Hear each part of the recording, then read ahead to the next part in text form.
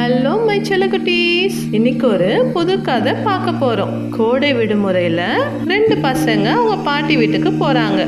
அங்க ஒரு காடு இருக்கு. அந்த காட்டுல ஏதோ விசித்திரமா நடக்குது. அங்க என்ன நடக்குன்னு தெரிஞ்சுக்கலாம். இப்ப வாங்க வீடியோக்குள்ள போகலாம்.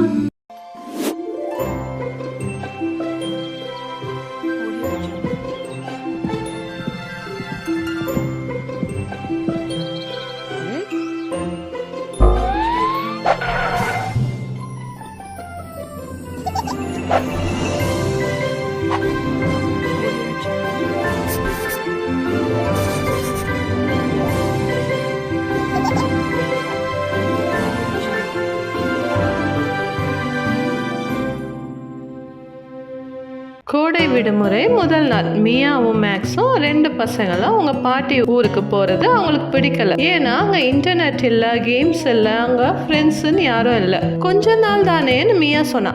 அவங்க பாட்டி ஒரு சின்ன வீட்டுல இருந்தாங்க. அந்த வீடு கிராமத்தோட கடைசியில இருந்துச்சு.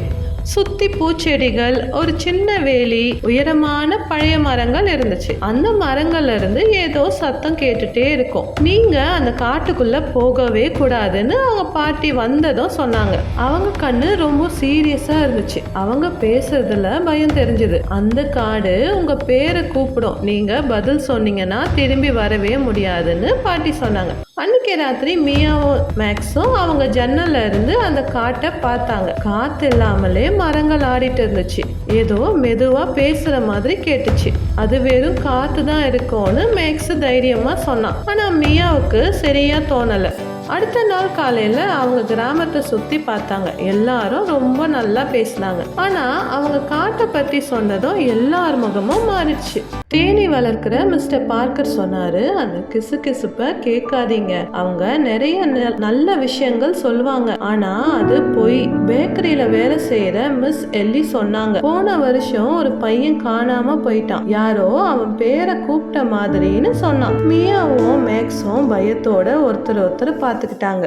ஒரு வாரம் அமைதியா போச்சு. ஒரு நாள் காலையில கிராமத்துல சத்தம் கேட்டுச்சு. ஜேக்கப்னு ஒரு பையன் காணாம போயிட்டான், அவன் சைக்கிள் காட்டு ஓரத்துல இருந்துச்சுன்னு. இந்த வருஷம் இது 3வது தடவைன்னு ஒருத்தர் மெதுவா சொன்னாரு. அன்னைக்கு சாயந்தரம் பாட்டி அவங்க ஜெபமாலையே ரொம்ப இறுக்கமா பிடிச்சுக்கிட்டாங்க. திரும்பவும் அது நடக்குதுன்னு அவங்க தனக்குள்ளேயே சொன்னாங்க. அன்னைக்கு ராத்திரி மியாவுக்கும் ஒரு சத்தம் கேட்டுச்சு. மியா மியா, அது ரொம்ப மெதுவா பாட்டு பாடுற மாதிரி இருந்துச்சு. அவ மேக்ஸ பார்த்தா. அவன் நல்லா தூங்கிட்டு இருந்தான். மியா வா விளையாடலாம். அவ தலைக்கணைய எடுத்து காதுல வச்சுக்கிட்டு கண்ணை மூடிக்கிட்டா.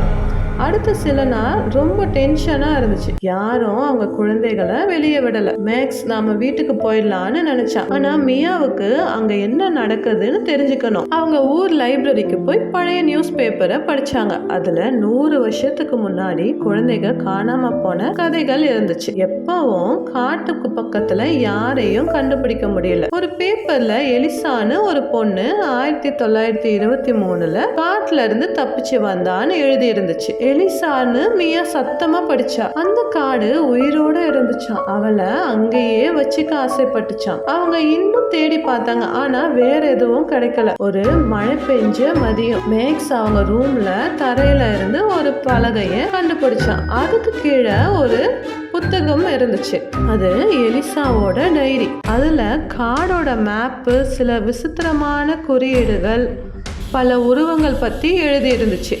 ஆனா கடைசி பக்கங்கள் கிழிஞ்சு போயிருந்துச்சு.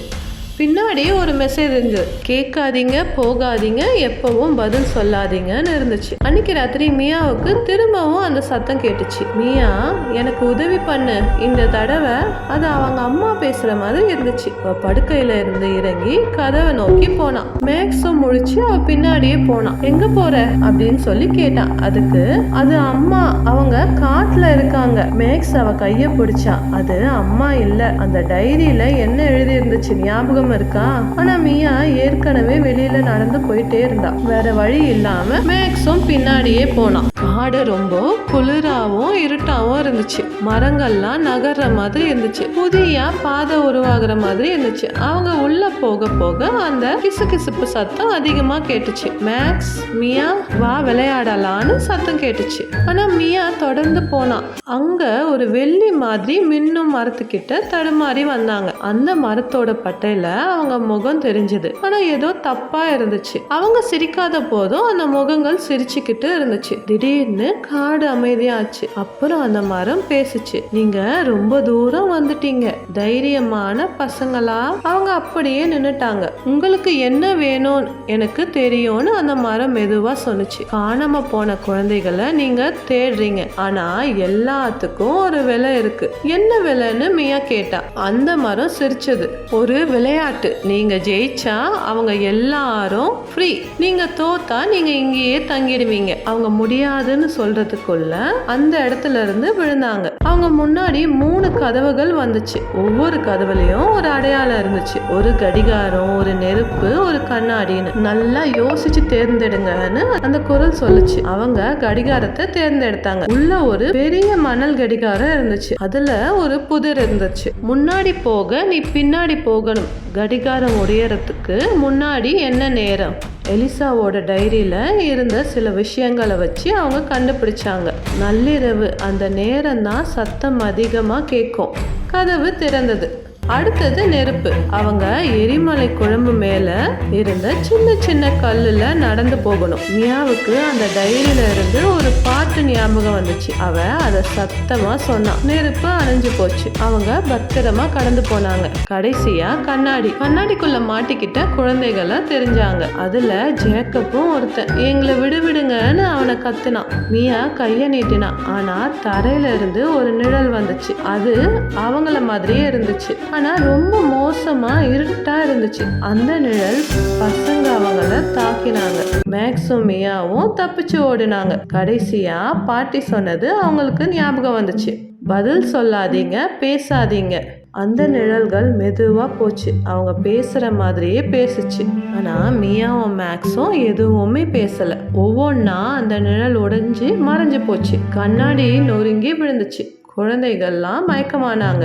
அவங்க எல்லாரும் உயிரோட வெளியில வந்தாங்க. திடீர்னு காடு நடங்க ஆரம்பிச்சது. அந்த வெள்ளி மரம் கோபத்துல கத்துச்சு. நீங்க ஏமாத்திட்டீங்க, என் ரூல்ஸ உடைச்சிட்டீங்கன்னு கத்துச்சு. அதுக்கு மியா, நாங்க கேட்கல, அவ்வளவுதான். அந்த குழந்தைங்க ஓடினாங்க.